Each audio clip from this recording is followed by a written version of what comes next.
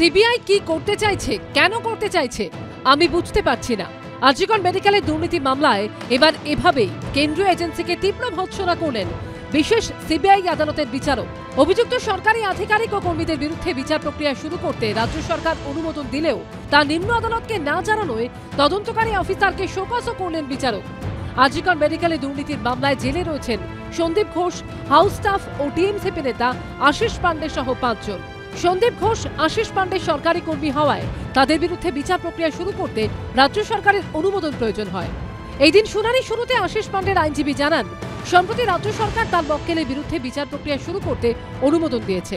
তখনই বিচারক সুজিত কুমার ঝা বলেন, অনুমোদন পাওয়া গেছে আমি জানি না। তখন সিবিআইয়ের আইনজীবী জানান, হ্যাঁ তারা রাজ্য সরকারের তরফ থেকে অনুমোদন পেয়েছেন। তখনও ক্ষুব্ধ হয়ে বিচারক প্রশ্ন করেন, আমাকে জানাননি কেন? সিবিআই তদন্তকারী অফিসার মনীষ উপাধ্যায়ের কাছে তিনি জানতে চান, কবে রাজ্য সরকারের থেকে অনুমোদন পেয়েছেন? উত্তর আসে 27 তারিখ। বিচারক বলেন, আজ বৃহস্পতিবার কত তারিখ? আমাকে জানাননি কেন? 28 তারিখ কেন জানাননি? সিবিআই কি করতে চাইছে, কেন করতে চাইছে আমি বুঝতে পারছি না।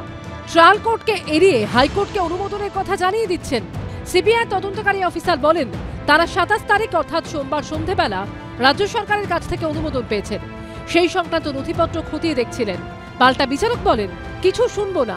কেন সরকারি অনুমোদনের কথা নিম্ন আদালতকে জানানো হয়নি তা শুক্রবার দুপুর 1টার মধ্যে লিখিতভাবে জানাবেন, আপনাকে শোকজ করব। সেই মতো সিবিআই তদন্তকারী অফিসারকে শোকজ করেছেন বিচারক। কিন্তু অ্যাকচুয়ালি ওরা হয়ে গেছে 2024-এর নভেম্বরই, তো তারপর থেকেও সেটা ট্রায়াল কোর্টে আসেনি। এখন 3 দিন আগেও এরা অলরেডি স্যাংশনটা পেয়ে গেছে ওদের কথা মতোই, তাহলে তারপরে সেটা ট্রায়াল কোর্টেও কমিউনিকেট করেনি। তো অবভিয়াসলি এটা তো ডেফিনেটলি জুডিশিয়াল সিস্টেম, এটা তো হওয়ার কথা নয়। শোকজ অ্যাবসলিউটলি করা হয়েছে, সেটা ওপেন কোর্টেও কোর্ট বলেছেন এবং ওনাদেরকে একটা লিখিতভাবে এর জবাব দেওয়ার জন্য বলে দিয়েছে। এই দিন বিচারক আরও বলেন, শুক্রবার অভিযুক্ত 5 জনকে সশরীরে আদালতে হাজিরা দিতে হবে। পাশাপাশি সিবিআইয়ের উদ্দেশ্যে বলেন, ওই দিন দুপুর 1টার মধ্যে সব নথি নিয়ে হাজির হতে হবে। অভিযুক্তদের হাতে দ্রুত নথি দিতে হবে সিবিআইকে।